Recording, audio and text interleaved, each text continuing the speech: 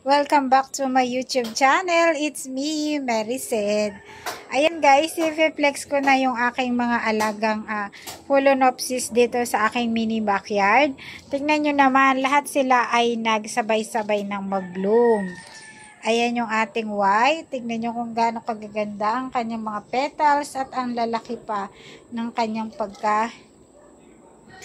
flowers. Ayan, merong umaamoy ng kanilang mga bulaklak. Ito, guys. Ayan. Ito yung dati niyang petals. Ay, sorry. Ito yung dati niyang spike. Ayan, tingnan nyo guys, hindi ko talaga siya pinuputol dahil magsasanga pa yan at yan, maglalabas pa siya ng another flowers niya. Ayan, meron siyang 4 na petals na inilabas. Ayan, ganyan siya kaganda. Ito yung bago niyang ilalabas. Ay, ito yung bago niyang bulaklak. Nagkabulol-bulol na talaga ako. Ayan, ito yung bagong petals na nilabas niya. Tignan nyo naman guys kung gaano kaganda. Ang katangian talaga ng Phalaenopsis guys, pagka nagbulaklak siya, pag ganyan. Ayan o. Naka-line sila. Kaya lalong ang ganda nilang tignan dahil ang laki. Iba-ibang klaseng variety yung mga alaga ko dito na Phalaenopsis. Ayan, merong mga maliliit, mini Phalaenopsis yan kung tawagin. Pero kahit maliit, tignan nyo naman ang katangian niya. Napakaganda. Kung mapapansin nyo, meron siyang maliliit na spot. Yan po ay in-spray ko dahil ayaw silang tigilan ng mga butterfly. Yun yung nagiging dahilan para masira yung ating mga bulaklak. Kaya in-sprayhan ko siya para hindi lapitan. Ayan, ang dami niyang spike na inilabas. Itong aking isang bagong variety. Ayan, kung papansin nyo. Kakaiba yung kanyang dahon. Meron siyang dilaw sa gilid.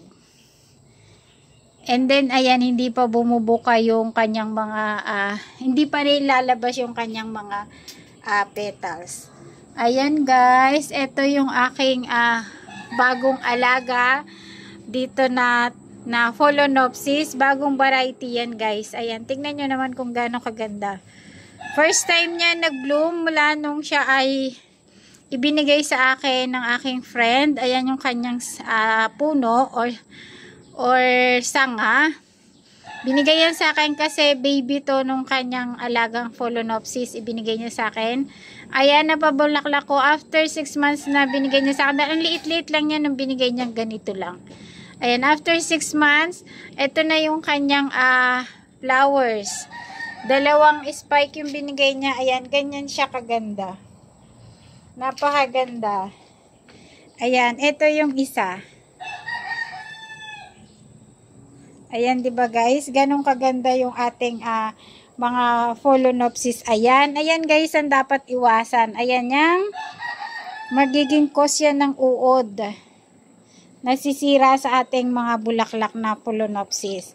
Ito guys, ito ayan, kagaya niyan mga dating pinagbulaklakan na yan ng spike, hindi ko siya pinuputol. Ayan, nagbibigay siya ng another extension ng spike at bulaklak pa ang kanyang ilalabas. Ayan, ayan yung mga old spike. Ayan o, meron pa siyang nilagay na bagong spike na magiging bulaklak. Ayan guys, ang daming sanga. Ito yung bago niyang spike na inilabas. 3 yung sanga. Ito hindi siya nag-bloom ngayon. Ewan ko kung bakit. Ayan. Kaya kung meron kayong alaga guys na bulaklak, na mga orchids, pag natapos na siya magbulaklak, huwag nyo munang tanggalin yung kanilang mga spike. Kasi maglalabas pa yan ng panibago at doon sila magbibigay ng another na bulaklak.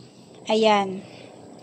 Ganyan kaganda guys. O, tignan nyo naman pagka malayo. Pag uwi mo ng bahay, ayan agad ang sasalubong sa'yo. Ang ating mga napakagandang mga Phalaenopsis na orchids. Nakaka-relax na, nakaka-inlove pa. Ayan. Ang orchids guys ay flowers of love. Isa siya sa tinatawag na plant of love dahil napakaganda ng mga bulaklak nila at sign din siya ng love. Ayan. Thank you for watching. Bye!